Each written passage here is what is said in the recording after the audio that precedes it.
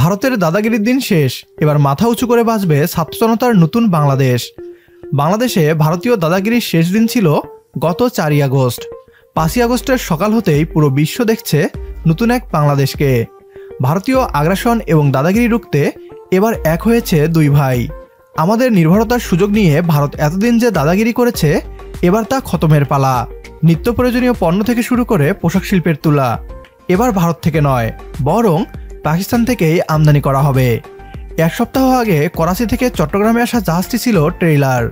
আসল পিকচার ডিসেম্বরে মুক্তি পেতে চলেছে। এবার পাকিস্তানের করাচি থেকে ডিসেম্বরে আরও একটি কার্গো জাহাজ বাংলাদেশে আসছে নিত্য প্রয়োজনীয় পণ্য থেকে শুরু করে পোশাক শিল্পের তুলা নিয়ে। ভারতীয় পেঁয়াজ রসুন চিনি নয়, এবার বাংলাদেশের বাজার কাঁপাবে পাকিস্তানের পেঁয়াজ রসুন চিনি এবং তুলা।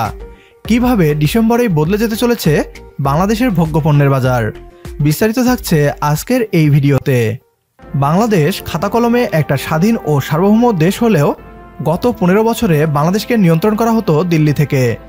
ভারতের হাতে নিয়ন্ত্রণ ছিল বাংলাদেশের ভোগ্যপণ্যের বাজারেরও। ভারতে উৎপাদন বেশি কিংবা কম হলেই বাংলাদেশিদের এর মূল্য চুকাতে হতো।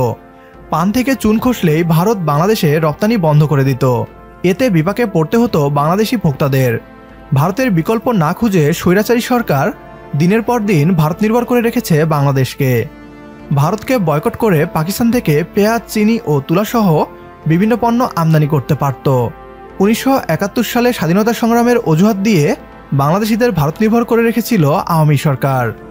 আমেরিকা পৃথিবীর সবচেয়ে নৃশংস হামলা করে জাপানে। পারমাণবিক বোমা মেরে লাখ লাখ জাপানিকে দুদিনের ব্যবধানে হত্যা করে আমেরিকা। আজ জাপান এবং আমেরিকা একে অপরের সবচেয়ে ঘনিষ্ঠ বন্ধু। বাংলাদেশ ও পাকিস্তানও একইভাবে বন্ধু হতে পারত, তবে ভারতকে অতিরিক্ত ফায়দা দিতে পাকিস্তানকে দূরে সরিয়ে রেখেছিল স্বৈরাচারীরা। এতে ভারতের লাভ হলেও সাধারণ বাংলাদেশিদের কোনো লাভ হয়নি। তবে ছাত্র জনতার নতুন সরকার ক্ষমতায় বসেই ভারতের দাদাগিরি খতম করতে মাঠে নেমেছে। পাকিস্তান নিজে থেকেই বাংলাদেশের সাহায্যে এগিয়ে আসে। নভেম্বরে কার্গো জাহাজের মাধ্যমে করাচি এবং চট্টগ্রামে যোগাযোগ স্থাপন হয়। আসল খেলা শুরু হচ্ছে ডিসেম্বর থেকে। বাংলাদেশে নিত্য প্রয়োজনীয় ভোগ্যপণ্য থেকে শুরু করে তুলা রপ্তানির উদ্দেশ্যে পাকিস্তানের আরও একটি কার্গো জাহাজ ডিসেম্বরে চট্টগ্রামে আসছে। সম্প্রতি পাকিস্তান থেকে চট্টগ্রাম বন্দরে আসা জাহাজ ঘিরে ছিল বেশ আলোচনা। সেই জাহাজে কি এসেছিল তা নিয়েই আলোচনার টেবিল সরগম ছিল টানা এক সপ্তাহেরও বেশি। সেই দেশ কাটতে না কাটতেই আবারও পাকিস্তানের করাচি থেকে চট্টগ্রাম বন্দরে আসছে MV ইওয়ানজিয়ান ফাজং নামের সেই জাহাজটি। আগামী 19 ডিসেম্বর কন্টেইনারবাহী পণ্য নিয়ে জাহাজটি চট্টগ্রাম বন্দরে পৌঁছার কথা রয়েছে। ব্যবসায়ীরা জানিয়েছে এভাবেই নিয়মিত পাকিস্তানি জাহাজ চট্টগ্রাম বন্দরে ভিড়বে। এই জাহাজে করে পাকিস্তান থেকে আসছে নিত্য প্রয়োজনীয় ভোগ্যপণ্য থেকে শুরু করে শিল্পের কাঁচামাল। আগে যা শুধুমাত্র ভারত থেকে আমদানি করা হতো চড়া দামে, এবার পাকিস্তান সুলভ মূল্যে বাংলাদেশে পণ্য রপ্তানি করছে।